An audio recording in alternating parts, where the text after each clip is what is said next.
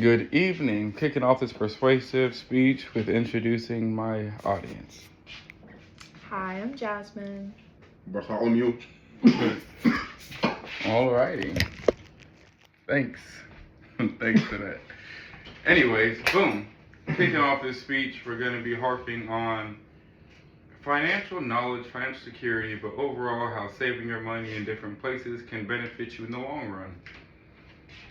Really optimizing your money, making your money work for you. And that's going to be the overall theme of this entire speech, and I hope it touches you, and I hope by the end of this you learn something. So for starters, we'll be referencing Navy Federal, Amex, JP Morgan, and Chase Bank, and Robinhood as a whole with a few standpoints, and I'll reference it in my outline. So boom, kicking it off with, let's say we have $1,000 and we put it in our Navy Federal share savings. Understanding initially that's more of a mechanism for discipline. It's more of I made this amount of money, I'm allotting it to go to this location. I know it's not going to make me any money. I know it's not going to have an interest rate even.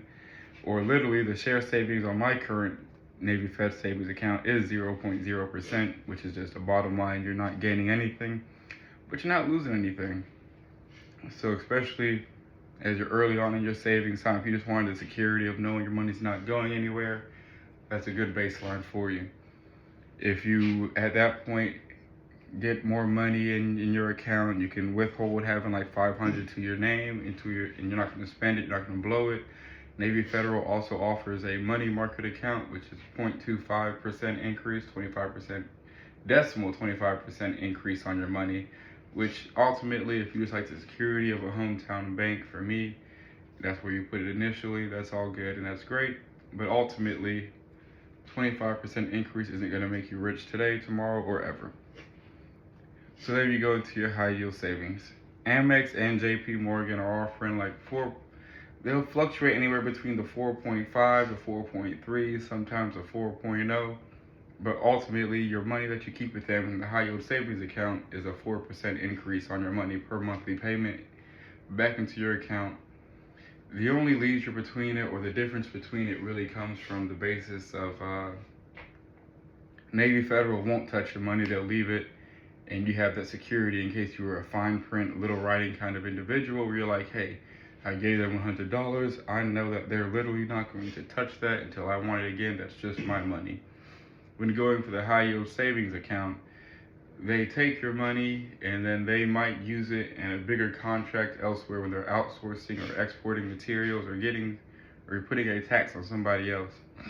Ultimately, they could be gaining like 10%, 15% of your money back, but within the bylaws, they have to give you 4% back of that. So that's really how the high yield savings account make their money and make you more money. But once again, it's a really secure way of knowing your money is still with them, and Amex fully guarantees it, JP Morgan fully guarantees it, so if you ever wanted to withdraw your money, it would still be there, and still a great idea. So even starting from our base start, we had 1,000, we put it in $0, didn't go anywhere. 0% increase for your APY, it's not going to your annual percentage increase. Put it in the high yield savings. Every month, 4% of that total money that you have, that total dollar value, will be coming back to you. Then we'll go into my favorite, which is ETFs. ETFs are set up as a dividend paying mechanism, but it's kind of like a two-pronged approach. One prong on the ladder one side of the ladder is really saying that over time, this is going to increase to this extent. Jasmine, we have another audience member. Welcome to the audience, beautiful. Be quiet and lock in.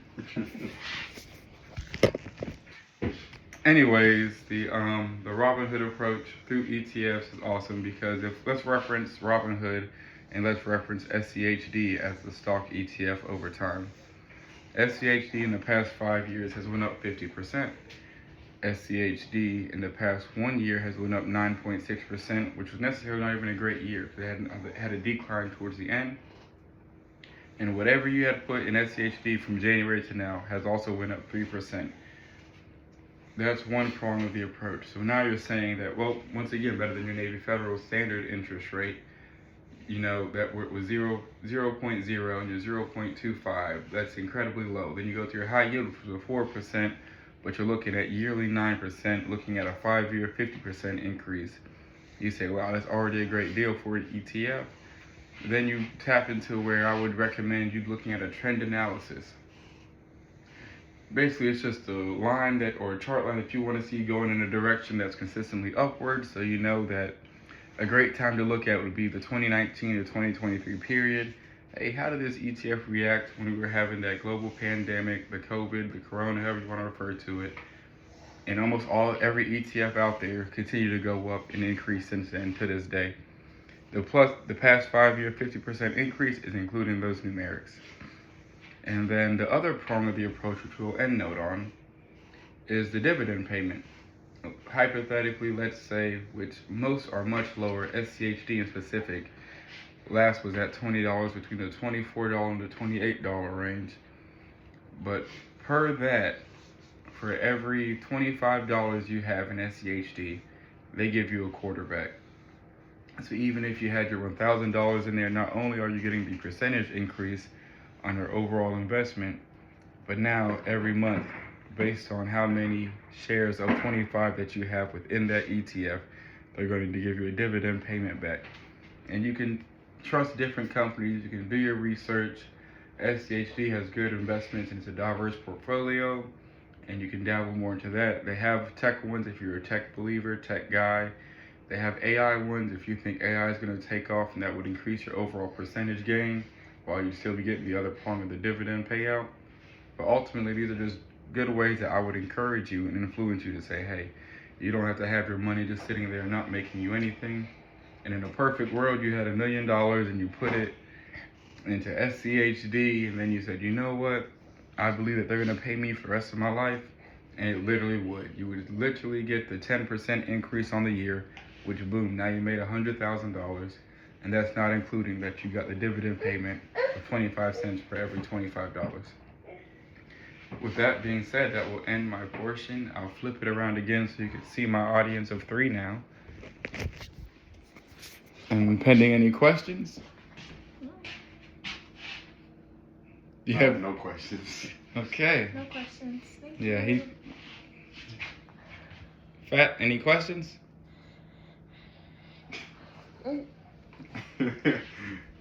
Perfect. Thank you for your time.